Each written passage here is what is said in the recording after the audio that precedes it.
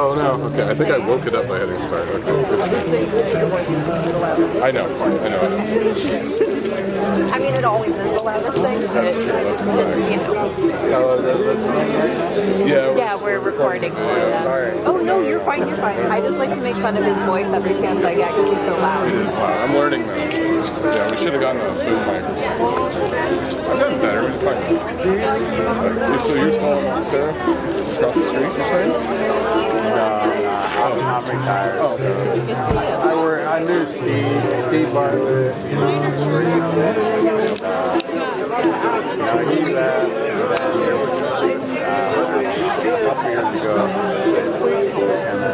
years ago. Yeah, it sounds good to me. Pleasure catching up. Absolutely. All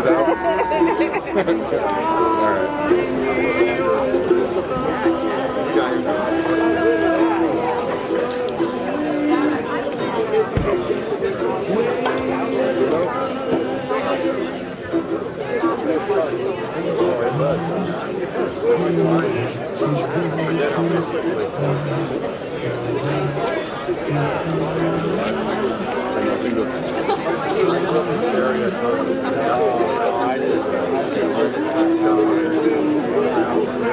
I mean, we can edit, right? So, You literally just. yeah. I mean, I almost think it should be above like normal person height because it's like people are standing up and whatnot. Well, but there's. I know. I thought that you did one of those. Well, why don't we raise that up and then also raise the lights? Welcome everyone. If you're signing sheet over there, you Very good. can you guys hear me in the back? Do we need to go a little louder? How about now? I'm pretty quiet, so. Ladies and gentlemen, esteemed friends, and theater family, welcome. Today as we gather together to celebrate the life of our dear friend, athlete, and most of all son, William Fader, there's a bittersweet tinge to our laughter and memories. For indeed, Will was not just an athlete, a pottery virtuoso, and a laughter maestro. He was a light that shone too briefly in our lives. As his wrestling coach, I had the privilege of witnessing Will's indomitable spirit firsthand.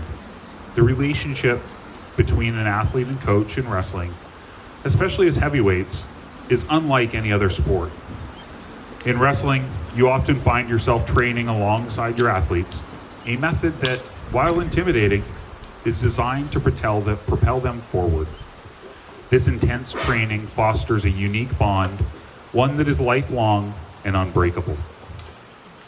For Will and I, this bond was forged through laughter, teaching, facing numerous challenges, and a deep mutual respect.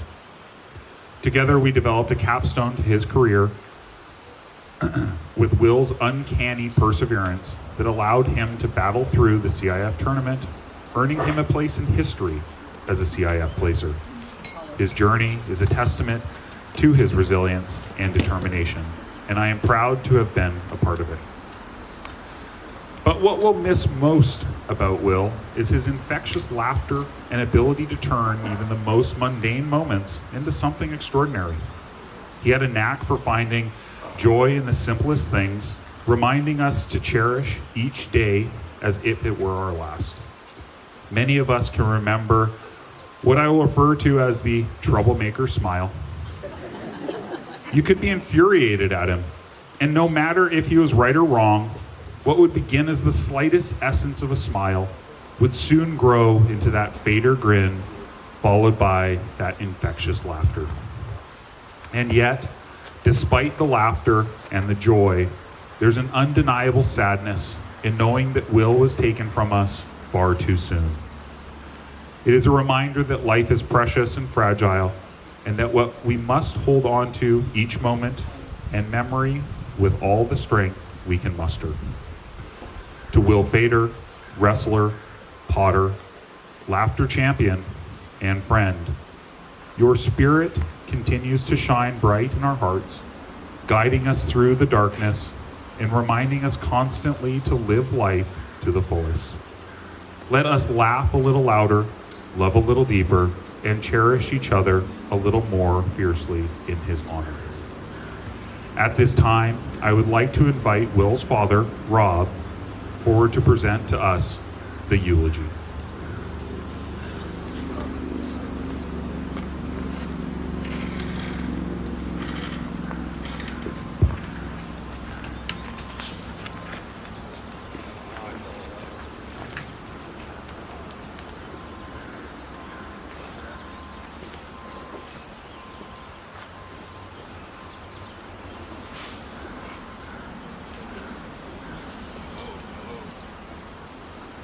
Hello, hello. Hello again. I'm Rob. I'm William's father. William's father, thank you for coming to celebrate William's life.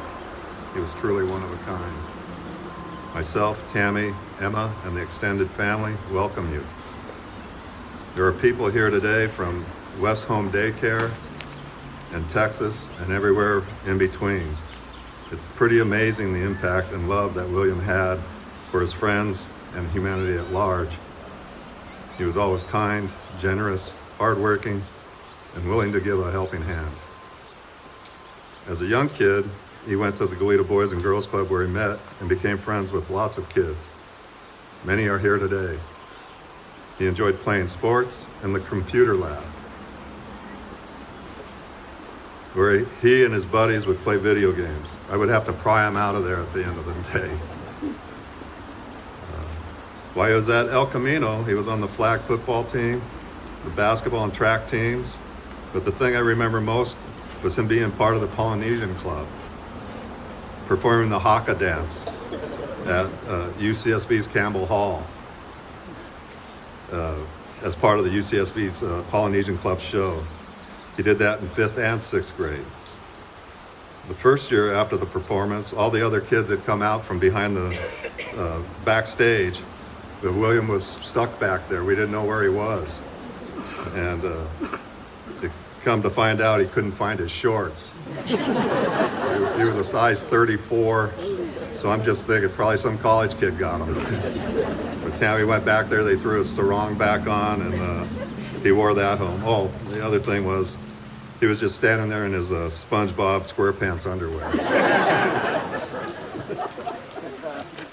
Another favorite memory is when I took Emma and William to an off-Broadway play at the Granada Theater. It was called the 25th Annual County Spelling Bee.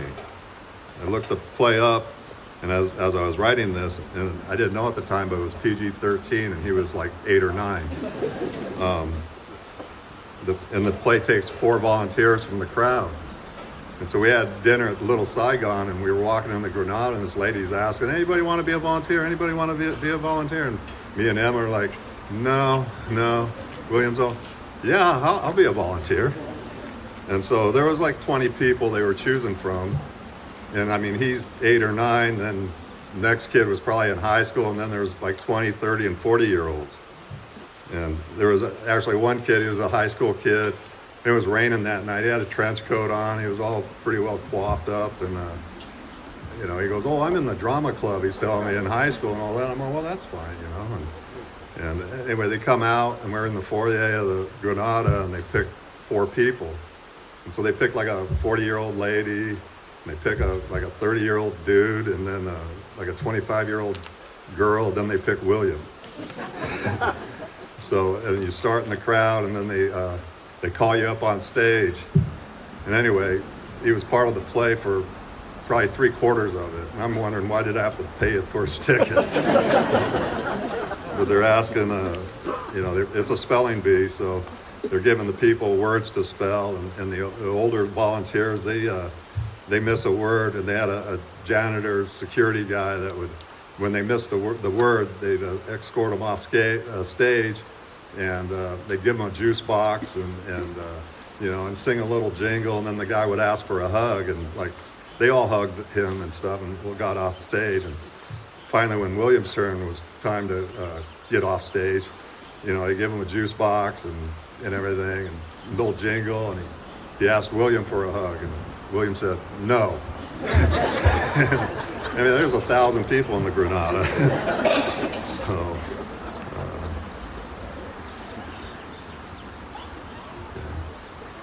and from there, he went to DP. He was a ceramic artist. He won a scholarship from the Santa Barbara Foundation of Art. He didn't use it, but he won it. And they had a show down there at the Museum of Art, and it was pretty special. The bowl actually is over here now, and a picture of me, Tammy, and him at the show. But then he was onto the wrestling team, and I don't think I need to say too much about that because I think that's going to get covered pretty well. And then from high school, he was off to Zoto's and home plate and rounding third, and he really loved Zoto's, you know, and they all loved him, and many of you guys met him at Zoto's, being customers or co-workers, and, you know, COVID hit, and that sort of made it tough. And, he ran into a problem at that time that he had to get through, and he did, and then he was off to Texas, and he went out there to be with a friend whose mother was dying of cancer. He's always a good friend to everybody. Anyway, you know, we love him, we miss him, and we're going to see him on the other side. So, you know, this is a day of celebration, and you know, thank you all again for coming. And one more thing, Mark Fidel got this podium, and so if you were born in 1956 or before, you're eating first. And then we'll go from 66, and then after that, everybody else can eat. Actually, Frances, she graduated in 55 from Santa Barbara. So I don't know if anybody graduated in 56, but that's pretty impressive. Anyway, thank you all.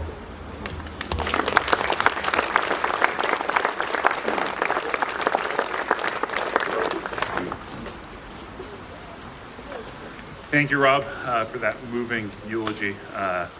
Gosh, what I would have paid to be in the stands while Will was dancing the haka. At this time, I'd like to welcome Jazra Hutton to the podium to perform Beat You There.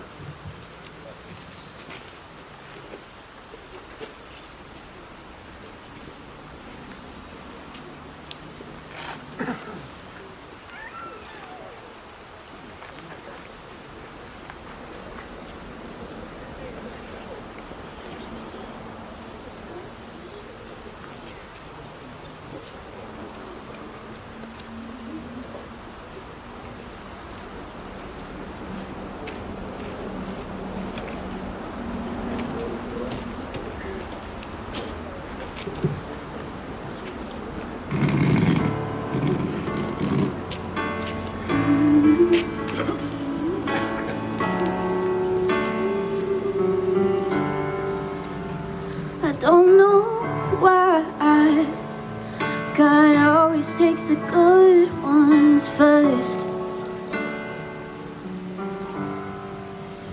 But man, I've tried to be strong and care.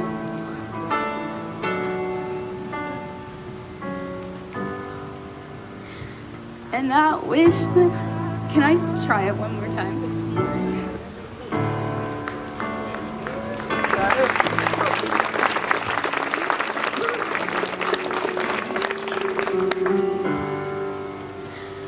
Don't know why God always takes the good ones first. And man, I've tried to be strong and carry on, but damn, this hurts. And I wish that I could talk to you again somehow, some way, even if it's for a moment, so I could hear you say, Don't cry for me, I'm alright. I'm better than you know. And this life can be a short ride, but don't waste it on sorrow. We just hold on to those moments and the memories we shared. We're headed for the same place anyway. I just beat you there. Sorry.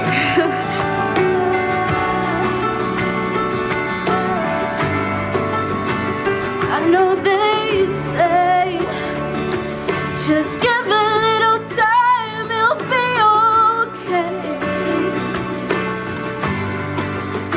And that might be true, but it don't really help me today. And we ain't supposed to question the man upstairs, but this song feels so right. No, it's just unfair. Don't cry for me, I'm alright. I'm better than you know. And this life can be a short ride, but don't waste it on sorrow. Oh, just hold on to those moments and the memories we shared. We're both headed for the same place anyway. I just beat you there. And as each day goes by, I get a little bit stronger. But that don't stop me from wishing you were here a little bit longer.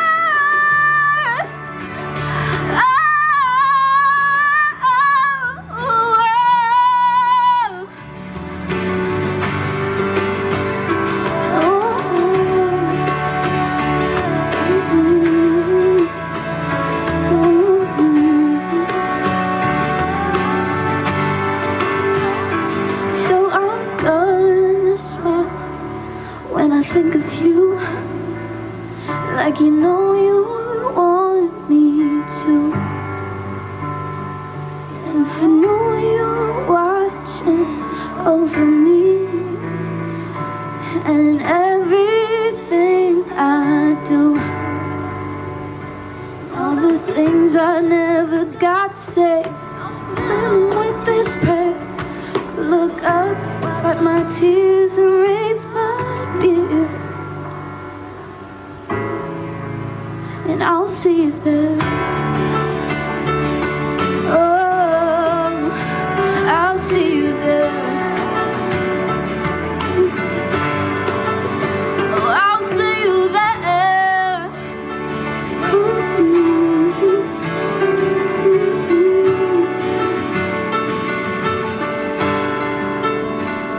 I'll see you there.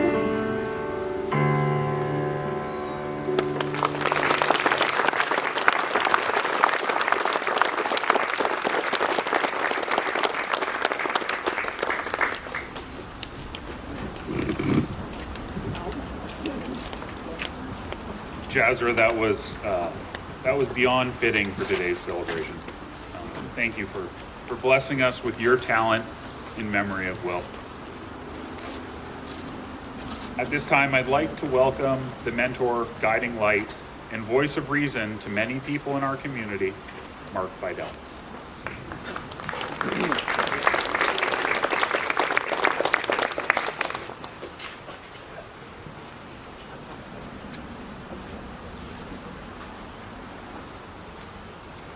Let me turn my light on. Well, I had it all together until that beautiful song. All right.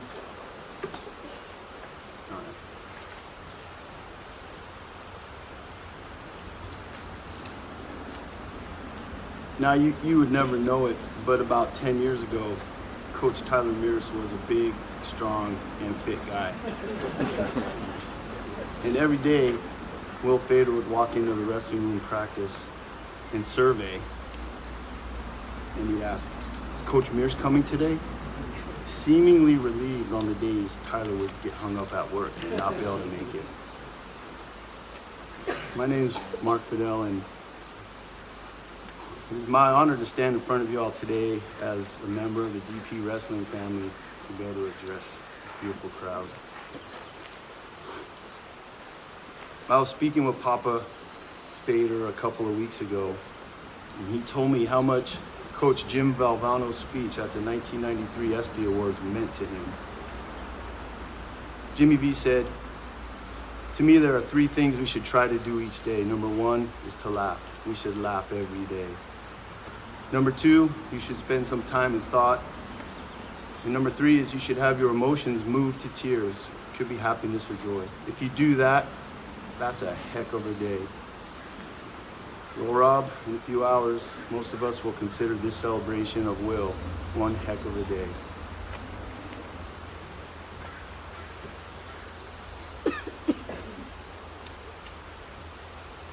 We're constantly reminded that our life's journey is really about the people who touch us.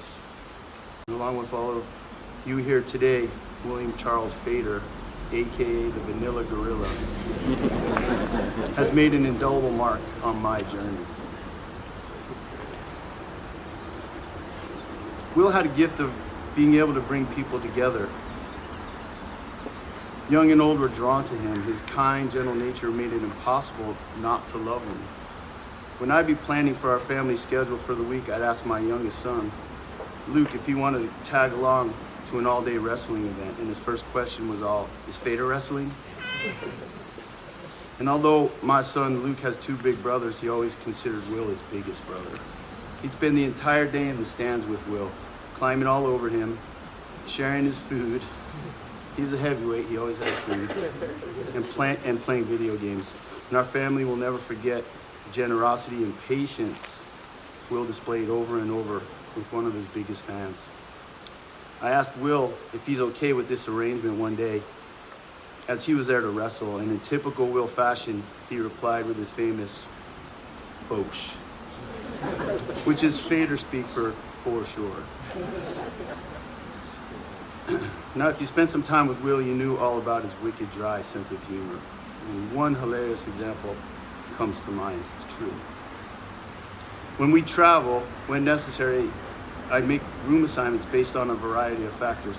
Things like who's cutting weight, the grumpy rooms, and who's not, fat and happy kids. Who's still in the tournament on day 2, etc.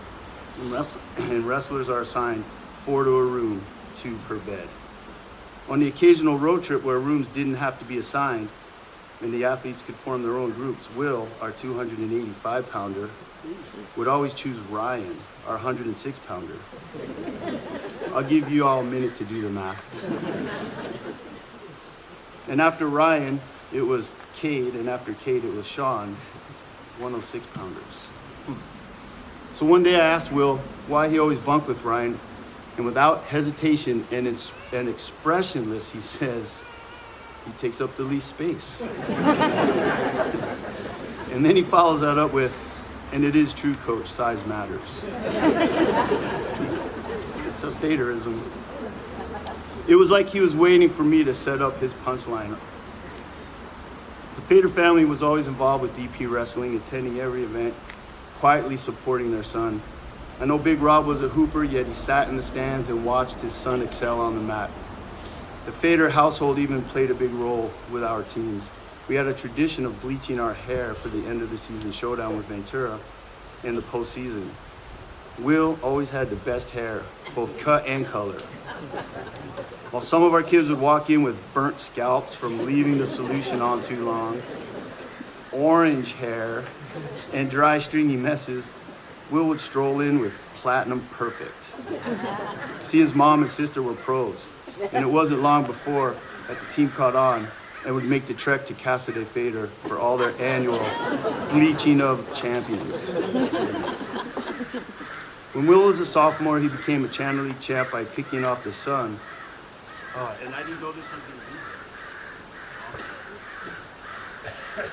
While picking off the son of the Ventura head coach, in the league finals. It was then, I think, that he realized that he could be pretty good at the sport. But it was also clear that there was more to Will Fader than wrestling.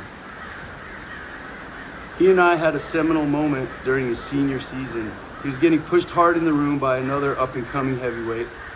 Will seemed frustrated, and he walked out of practice during a break. I waited a couple minutes and followed. In an emotional interaction, he wanted to be sure that all of us coaches appreciated Will the person, not just Will the wrestler. He was deep. It was important to him. He showed me vulnerability that day that most teenage kids aren't equipped to share yet. We spent half an hour talking in the breezeway about everything from relationships to school.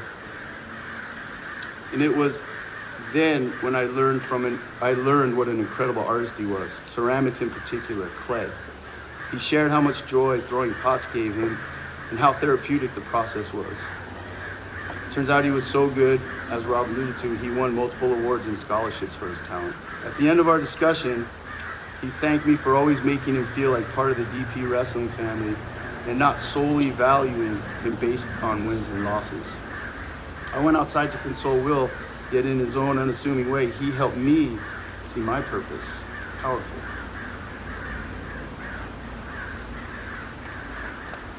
I told him he'll always be part of the family, and I thanked him for being comfortable enough to share his raw emotions. Of course, I concluded with, don't think I don't realize you've missed half an hour of practice, and you got to make that up. We have Ventura soon and a title to win. We both laughed and went back inside.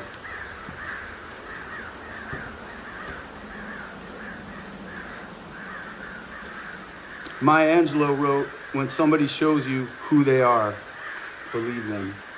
And Will showed me who he truly was that day, and I believed him. Will, look at all these faces here today because you touched them all. You are missed, you are loved, and you will always be with us. Coach. A heck of a day indeed, Rob. Thank you.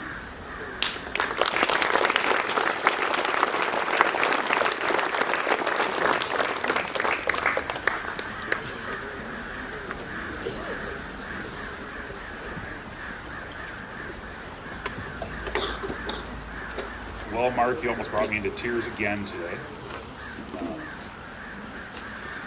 He brings up a couple good points. As heavyweights, we did always choose the littlest guy. I had the little guy too. The only problem with that is they're usually pretty squirmy. They tend to fly around all over the bed. So he was ahead of the game in that regard.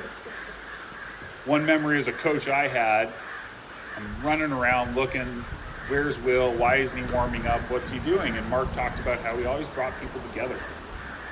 I find Will in the warm-up room surrounded by heavyweights, and they're all standing there talking, laughing, joking, and it was something that just I couldn't comprehend. Like, you're about to compete with these people. But Will was able to turn that off and on. You know, he would go and chat and do that and then right into it in competition. It was such an amazing character trait that he had. At this point, I'd like to invite Anthony Prito up to perform Amazing Grace.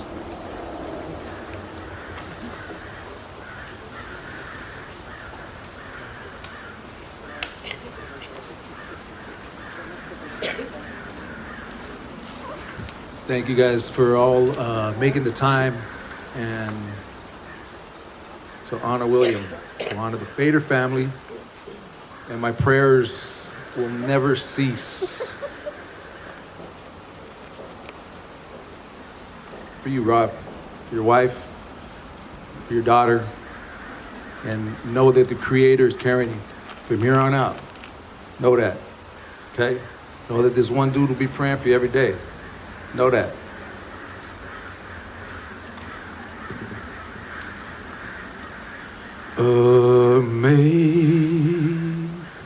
Amazing grace,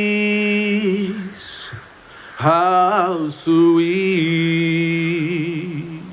the sound that saved a wretch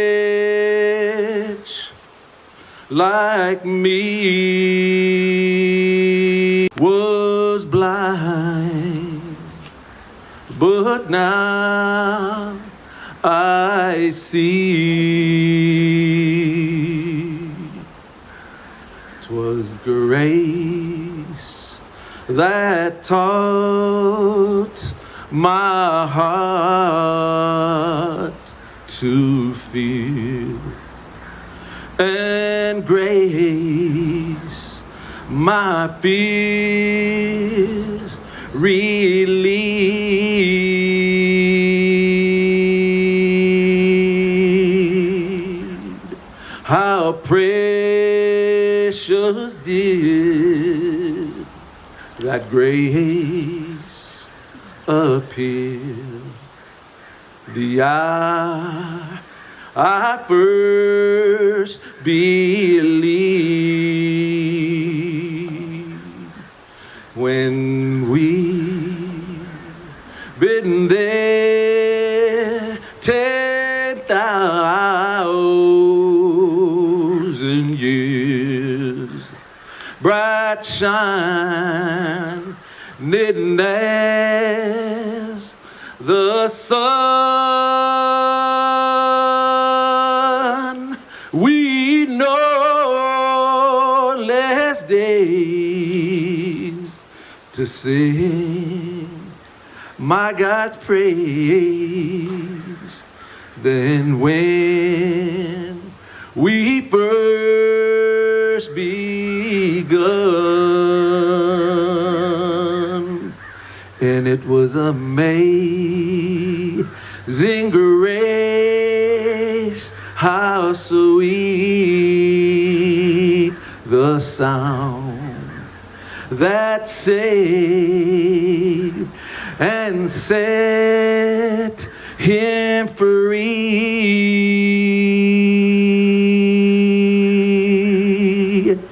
He once was lost, and now he is found.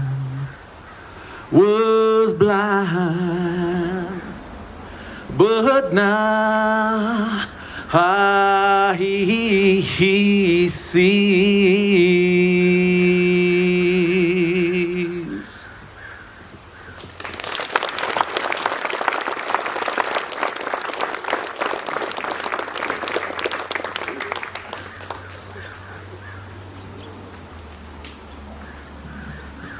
Me and Anthony go back to junior high. I'm a year older, but he had a brother that was a year older than me. And I probably met him on the basketball courts of Lacumba Junior High. And we've stayed in touch, not every day, not every week, not every year really, but we seem to reconnect. And when William passed, I'm on Instagram and stuff, and I don't know, a month later I see that he liked one of my posts. And I said, I gotta contact Anthony. So we talked a few times, and he's actually he's an artist too, and he did this for me. Just an amazing man. So thank you, Anthony.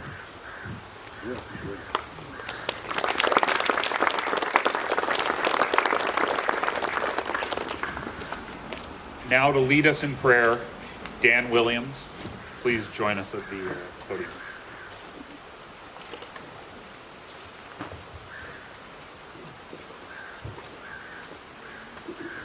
Hello, everybody. My name is Dan. My son and William played t-ball together, so we go back many years, and we had our gaps where we didn't see each other, but we're rekindling our friendship. So, and then Rob asked me if I'd say a quick prayer, and I appreciate the blessing to be able to do that. So if you would put an arm around, grab a hand of somebody next to you, whether you know them or not.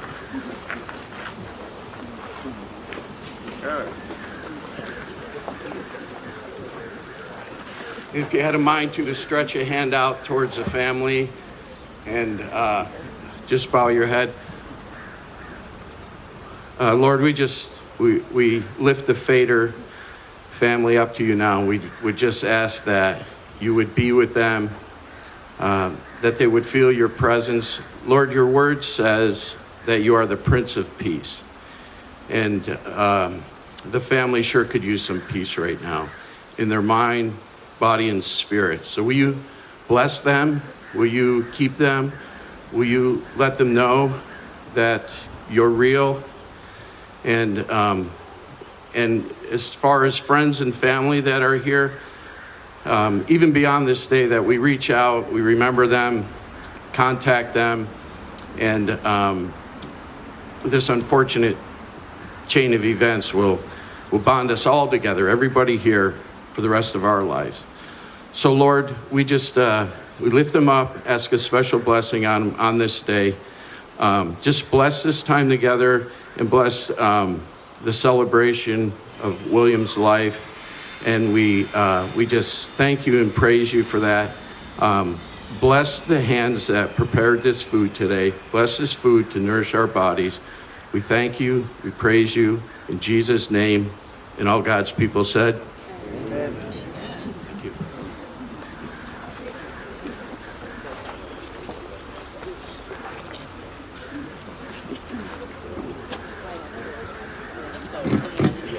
Dan, thank you very much for that meaningful prayer. Tammy and Rob, as we conclude our service this afternoon, I'm not going to give you any advice. I will make one suggestion.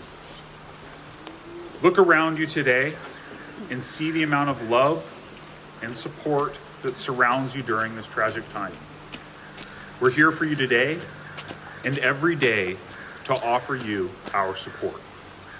If you need a partner to walk with, we are here to walk with you. If you need an ear to listen, we're here to listen.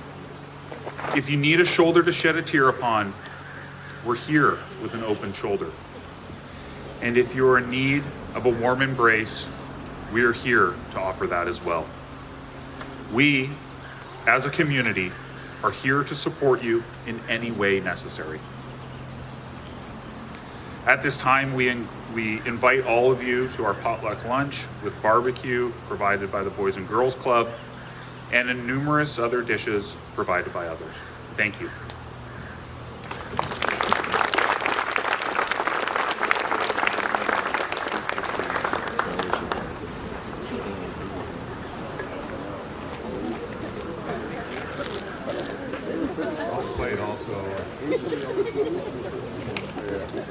Home plate also provided salad, beans, and bread, so enjoy. 1956 and before, Spills first. Just turn it on.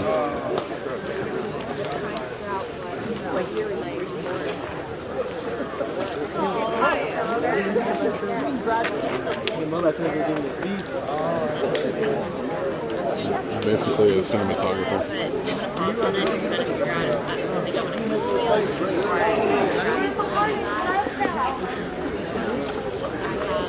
Nice documentation to it though.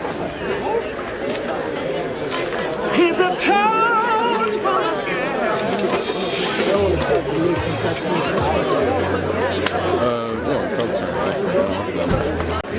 Couple mics.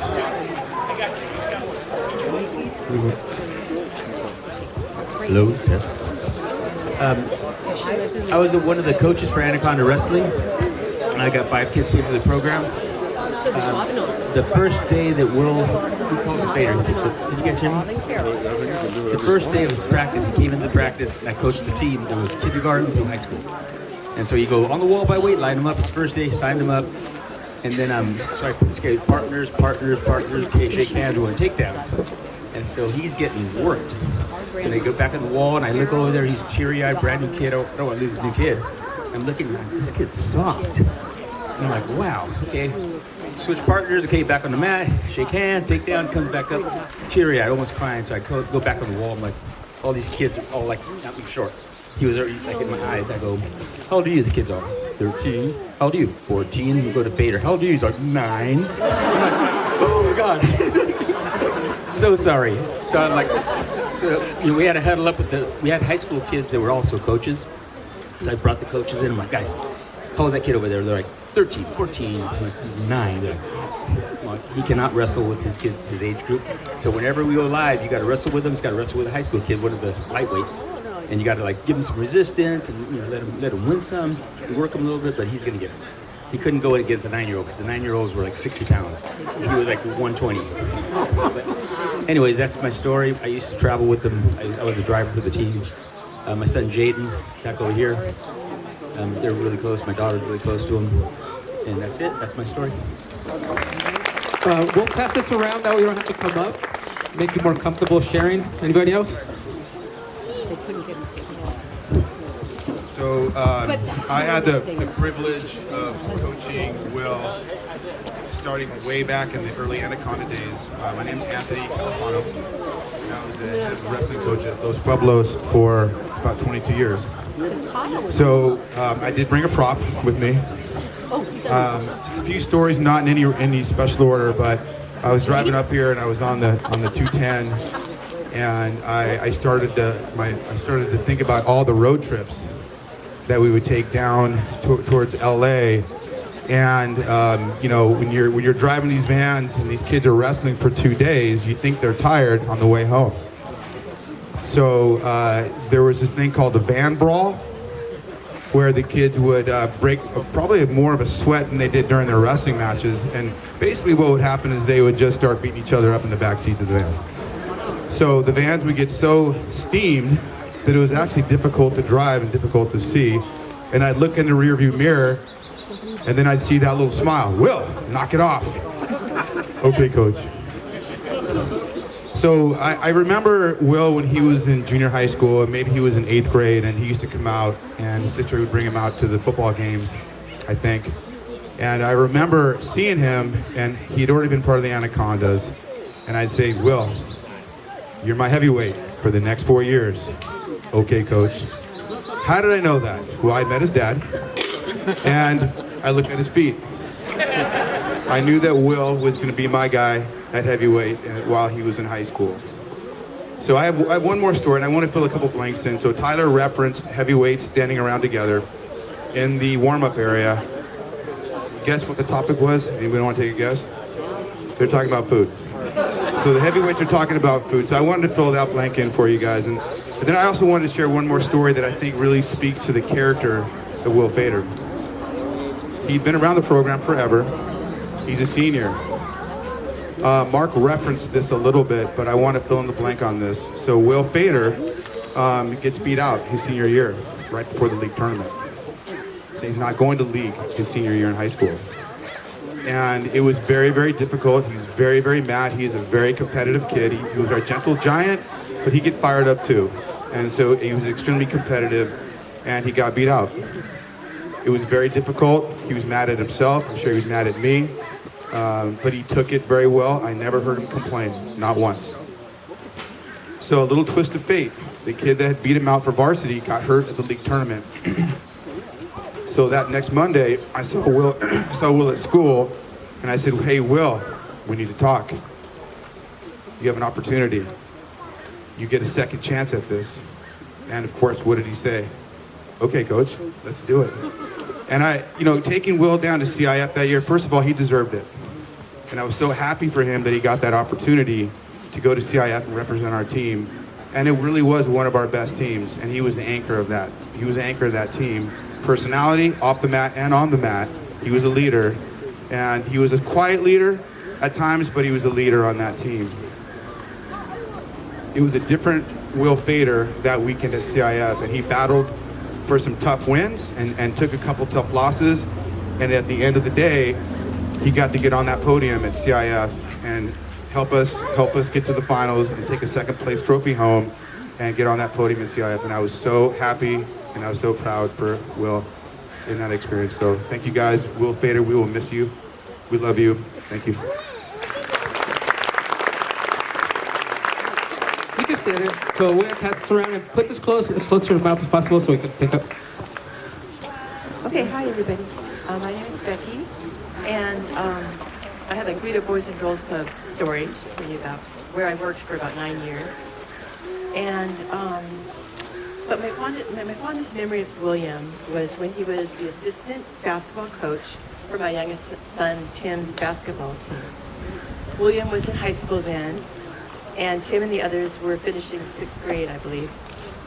The head coach of the Westside Boys and Girls Club contacted our team's head coach, Luis, about playing an end-of-the-season competition. The winner of the game would take home the huge trophy that one of the Westside donors had made special just for this crosstown rival game. Going into the game, the Glida Old Town team looked like deer in the headlights. They were so tense, and the harder they tried, the worse it got. By halftime, they were down by about 15 points. The team looked dejected and humiliated as Luis and William walked the players outside at halftime. Oh no, I thought. The coach is going to yell at them and that will make things worse. I just wanted the game to be over with. The buzzer rang and the Glida team walked in just as the quarter was about to begin. But something was different. The Glida team they looked different. As Tim, who was the point guard for the team, brought the ball down the court and passed it to a teammate, we scored. And it happened over and over again. I realized that something different was that the whole demeanor of the Glida team had changed. The look of fear was replaced with confidence, and doubt was replaced with determination. Slowly but methodically, the Glida team started catching up. At the last few seconds of the game, the Westside Club was leading by 1 point. We had possession of the ball. Tim received it, quickly faked the pass, and shot it in. The Glida team had come back from a huge deficit to win the game by 1 point. Never had I been so proud of the team, not because they won the game, but that they worked together to accomplish something that seemed impossible. As Tim and I walked into the room where our end of the season pizza party was getting ready to start, I asked him what had happened at halftime. Did the coach yell at you? Nah, Tim said. Luis didn't say anything. William talked to us. Still not comprehending, I asked, did he yell at you guys? And no, Tim said, he calmly told us that we were better than how we were playing. He didn't care if we lost, but he didn't want us to lose without trying our best. He talked to us about working together and taking it one step at a time. Don't worry about the score, but just do your best and work together. I don't know all the words that William said, but all I know is that they were a changed team after that halftime pep talk. I was able to tell William at the party, William, you have a gift for coaching. I don't know what your plans are for the future, but you are blessed with a gift to coaching, and I hope you pursue that. Every once in a while, I would run into William at Zoto's when I played in a league there. I never got tired of bringing up to him how proud I was of the young man he was and the time he offered hope to a bunch of kids entering junior high school. I don't believe it's a coincidence that William entered the hospitality field. A great restaurant manager is like a coach. They instill a hard work ethic and lead by example. They build their team up and are there to gently guide them. I thank the Lord that I was able to tell William in person the night of the game what a gift he had and the impact he made on a bunch of young basketball players. I sometimes wondered why that one game and that conversation I had with William and his mom afterwards has resonated with me for so long. Now I know. You see, if I hadn't shared with William the things I did that night, I would have been living in regret right now. I think William would want all of us to say encouraging, positive, impactful things to people now while we still have a chance. Thank you. We'll pass this around. Anybody else? Raise your hand. We'll bring it to you. I probably don't need a mic. You guys can probably hear me just fine. My name's Seth Woodill. I wrestled for Cal Poly. Before that, I wrestled for DP. My brother wrestled for DP. Coached Will when he was really little for Anacondas. I wound up meeting his dad before that, playing basketball, and talked about wrestling. And as a Goleta kid, you're probably going to know we're really healthy upbringings and we don't get into any trouble. That's why we have a sport for that. It's a room full of kids that we introduce them to that all have the same issues they do. So I bring little kids into restrooms and I go, okay, look, you're angry at the world. Whatever your problem is, your parents got divorced, you don't like the way you look. Here, look, here's a room full of the same little ones. Go exercise your demons. So Will was one of those little guys that said, hey, this is perfect for you. Anaconda Wrestling's your place, right? Because when you get around all these other little kids that are the same type as you get the bond. So fast forward, I go into work as a sheriff's deputy, and I get a call one day. Some kids have been caught stealing. I show up, there's Will, there's two of his little friends, and I'm the deputy that gets to show up. Hey, what happened? Big coach. What'd you steal? Candy. A bag of candy, really. And on the inside, I'm trying not to laugh really loud. On the outside, I'm trying to keep my straight face, my cop face. And then he does that smile. And if you know Will, you guys have all seen it, because you cannot be mad. From that moment on, it's impossible to be mad. On the outside, I'm trying to be serious, like, oh, you're in deep trouble. On the inside, I'm laughing hysterically because you cannot be mad at him anymore. Son of a bitch disarmed me. So I'm laughing at this, and I tell him, I go, hey, you're gonna have to call your dad. Your parents are gonna find out. No, come on, coach, please no. Well, there's no way around it. But the great candy theft of 2000 is probably over. But that's the kind of kid, you could be mad, you could do whatever he did that was bad, and he caught that smile, and you were done. The ability to go after him and punish him is over. I don't know how you would do it, because every single time you catch him screwing around and caught dirty, and he was always caught. Never got away with anything. You'd be like, you, and he'd go, and you're done. Every time. That's the Will. Thank you, guys.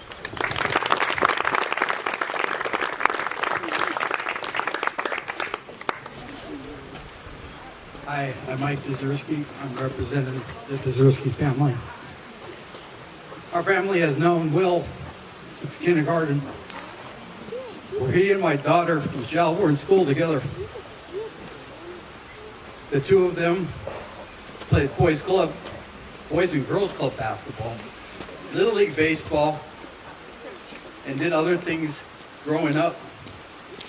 As they grew up together, they went to Galena Valley Junior High, Dos Pueblos High School.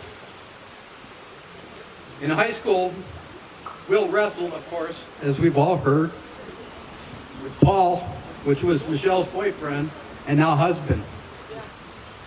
They became very close with each other and remained through the college years. 2+ years ago, Paul and Michelle got married, and Will was one of the groomsmen. Most of Galena knew Will as Fader. From the bowling alley, home plate, etc. But at the wedding, what stood out to me is how good he looked and how well dressed he was. There's pictures up there you can see. He was styling in his suit and tie, and it was amazing. And for some reason, during the event, he went around, as you know, Will, or Fader, and introduced himself to everybody as, I'm Fader. Later, after drinks, dancing, a meal, his suit and tie was now gone. He went around to all the tables, and for some reason, he started saying, I'm Will. Well, it just so happened that at one of the tables, my daughter and my granddaughter were there, and my granddaughter's only known him as Fader from all these years. Said to my oldest daughter, wow, Mom, Will and Fader look alike. She had no idea his name was Will.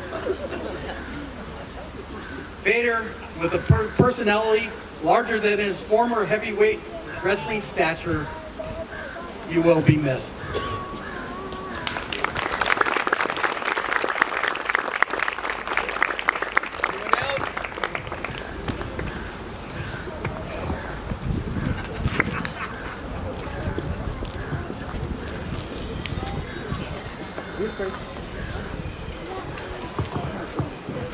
you go. Thank you. First of all, I want to thank everyone for being here today. As far as my relationship with Will, by the way, my name's Joe Roderick. I was the director of the Goleta Boys and Girls Club. And prior to me, this lady right here, Ann Vieira, and if you could raise your hand, we all knew Will very well. Will, the Goleta Boys and Girls Club was home for him, you know, when he was a young man. And as far as my experience with Will, actually it started before I was at the Goleta Boys and Girls Club. Because there briefly he played YFL football. And my first experience with him was, I was at the Carpinteria Boys and Girls Club. And the YFL was run through the Boys and Girls Club in Carpinteria. And so I had to come to Santa Barbara and certify all the players, age, weight, and all that. Will was a big guy. Of course, he wrestled heavyweight at DP. He was a big guy. And every year he would come in and I'd see this guy come in and I knew it was going to be close. But, you know, with Will, you know, it's me personally, I knew, you know what, he's a pound or 2 or 3 over, it's okay. You know, because I know during the season he's going to lose the weight, you know, from playing, practicing, and all that. But that was my first experience with Will. At the Goleta Boys and Girls Club, great kid. Absolutely great kid, great character, you know, great family. And, you know, he was a kid that came in every day. He was a leader. He was a leader. The young kids gravitated toward him. They wanted to be around him. You know, there's a lot of Boys and Girls Club kids here, staff in the back that I see when he was there. You know, he was one of those kids that came in every day. How can I help you out? What can I do for you? That's the type of person he was. The barbecue put on today, you know, he couldn't be here today. Bob Thompson, that was one of his kids. That's one of his kids. He called him Willie Boy. And fortunately, you know, we moved on from the Boys and Girls Club. We all work, you know, now with Tammy at Valverde Retirement Community. You know, I got a call from my HR director. Tammy wanted me to call you. If you could let Bob know what happened. One of the hardest things I had to do, because I know how much Willie Boy meant to Bob. And Bob, unfortunately, is not able to be here with us today. He recently had a procedure done. But his son, Justin, is here. You know, we put on the barbecue for him today. We wouldn't have done it any different at all. You know, I see a lot of familiar faces that I've known over the years. You know, one I haven't seen in a long time, Mr. Sean Yamasaki right here. I coached him in Pony League Baseball, you know, years ago. Great wrestler. Trust me, I followed you, just like I did with a lot of kids that, you know, I was in touch with. But first of all, you know, I just want to thank everyone for being here. And, you know, celebrating Will's life. Great kid, absolutely great kid. And when you work in this business, you don't want to see kids go like that. And, you know, it's hard. It's hard. Thank you. God bless Will. Thank everyone.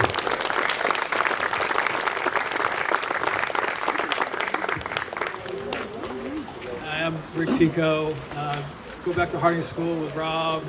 I'm going to pick up on the YFL comment because I coached Will his first year. And he was a year behind everybody else, right? Always a big kid and big heart, huge. Truly enjoyed having him on the squad. But probably a precursor to Will's days in wrestling and whatnot. There was a late season game. We were playing at Old Peabody Stadium. Had a 2-touchdown lead, about a minute left, and Will was a lineman, as you might guess, right? And we decided to slot him in at running back. Put him in at running back, give him the ball, and and so Will gets the ball, boom, right into the middle of the line. One guy on him, 2 guys, 3 guys, 4 guys. Probably took 7 or 8 guys to get him down. And he came up, the look on his face coming off the field. Someone mentioned, I mean, a few times the grin has been mentioned, and he had that grin. He was, top of the world. So that was fun. That's a great memory. And I mean, I didn't know Will as he got older, right? Rob and I used to play in a Sunday game, basketball, and that kind of went away as we got older and creakier. But Will would be around then, so I probably knew him until he was 10 or 11, and our paths didn't cross. But to conclude that YFL season, knowing how, the eternal optimist that Will was, he had a touchdown dance plan for that one time he was going to get the ball, right? So he gets up there at the award ceremony, we're talking and have the whole dinner, and Will is the last guy that's introduced, and he gets up there and he goes off. I can't remember how it was, but he goes off on his touchdown dance, and the whole place erupted, and that was Will. So God bless you, Will. Rest in peace, and Tammy and Rob. Thank you all.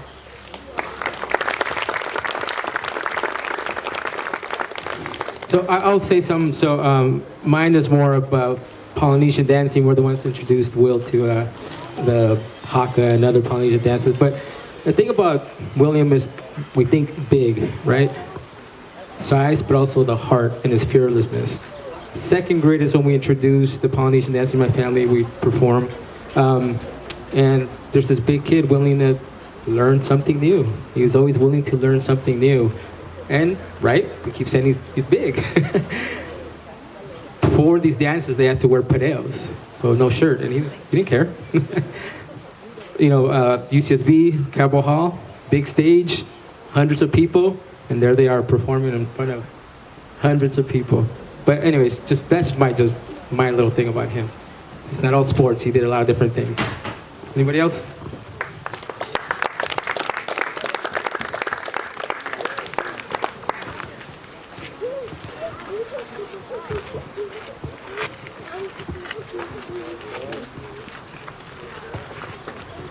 I hope everybody can hear me.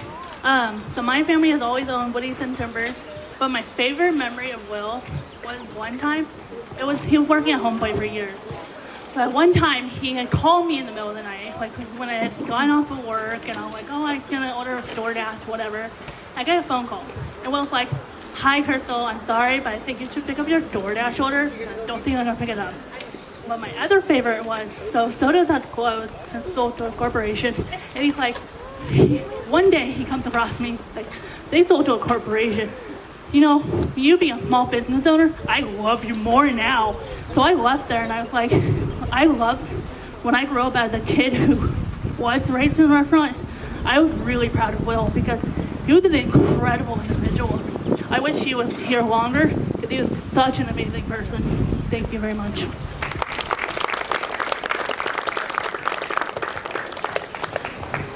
Hello. Wonderful. Hi guys, my name is Joel Hutton.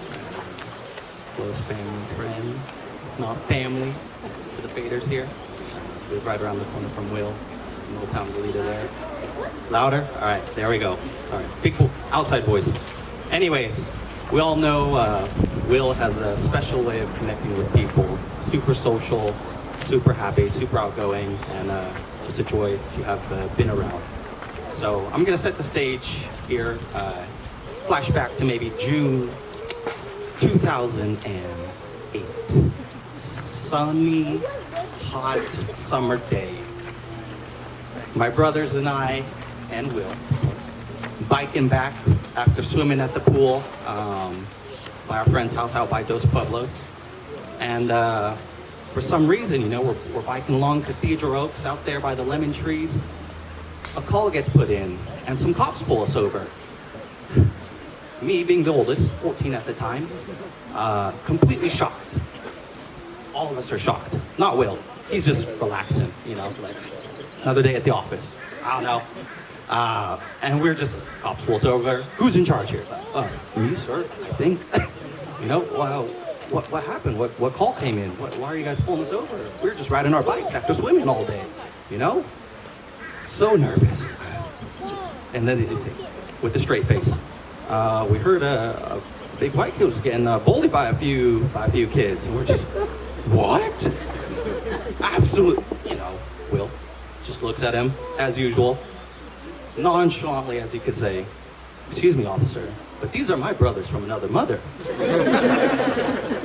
Just like that, you know, completely tension gone.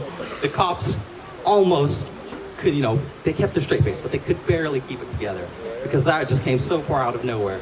They had no idea. For me, it was just a big relief. I was like, oh my God, how could you even say such a thing, you know? We were so shocked. But it was probably one of the funniest things that I've ever heard Will say. And to this day, you know, as everybody knows, Will has just been a funny, thoughtful, optimistic guy. And when we came home to tell our parents, like, guys, we got pulled over by the cops today. And you wouldn't believe what Will said. And we told the story just like that. And then, of course, once we're back with them, Will adds, like they even had a chance anyways to bully me. Come on. Rob, Tammy, and everybody else, you know, we miss him every single day. But his spirit lives on, that smile lives on, the joy that he spread to all of us lives on. And, you know, Will is forever in our memories, so love and miss you.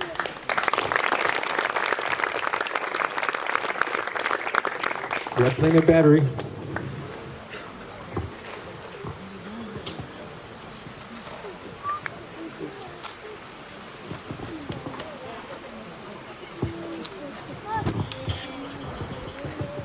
Hello everybody. My name is Lance Lawley. I got the Lawley Guild here. I have two sons. Will always treated my kids like they're their own. I'm getting choked up even thinking about it, but I love the guy. There's one time he took me fishing. It was my birthday. Like, he spent it with me. We didn't catch any fish, but we caught a buzz and we had a great time. I loved him for that. One time I went to Italy and I really needed someone to watch my tortoises. His family watched my tortoises, and then when I came back, it was COVID restrictions, and they completely let me stay at their house. They treated me like family, and they're my second mom and dad. I love their family, and I love Will. I wish nothing but the best for their family, and I wish that his memory lives on and how much he brought people together. There's one thing that we could do is just treat each other with the most respect, as he always did, and he always brought people and loved people to the best of his ability. I met him at Zoto's, and it's one of the greatest experiences I've ever had. Fader forever. Fader forever. There's 2 mics, so.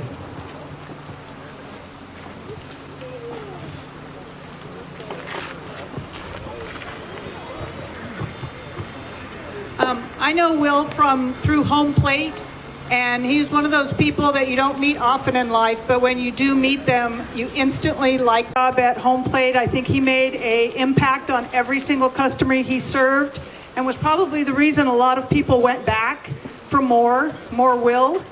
But it was just such a joy and an honor to have him working at home plate, and we were really sorry to see him go. But the impact he made in the meantime was invaluable, and we will always miss him, and our best to the family as well.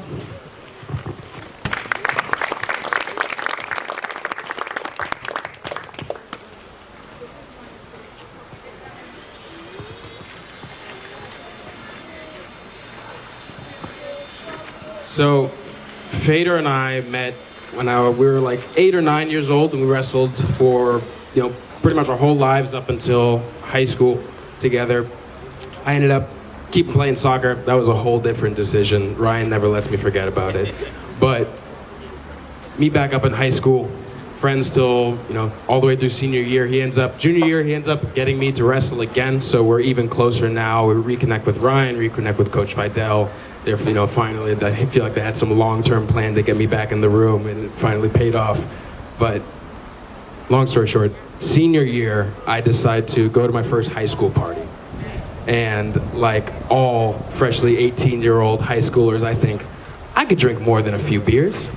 I could drink maybe even 5 in the first 30 minutes of this party. I think this would be a great idea, right? So I proceed to make some very poor decisions for an 18-year-old young man, and Fader's just watching me. I walk in, he's working security. He just goes, "Oh, buddy, you're going to have a fun night tonight." I go, "Okay, I don't know what that means." I found out later. Fast forward, I end up hitting the floor on the party, throwing up on someone's carpet.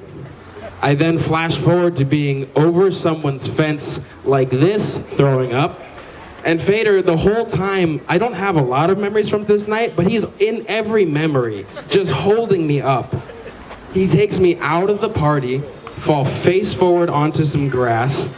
He picks me up, he puts me in someone's car, he gives me a trash can to throw up, and he goes, "All right, buddy, you're gonna be okay."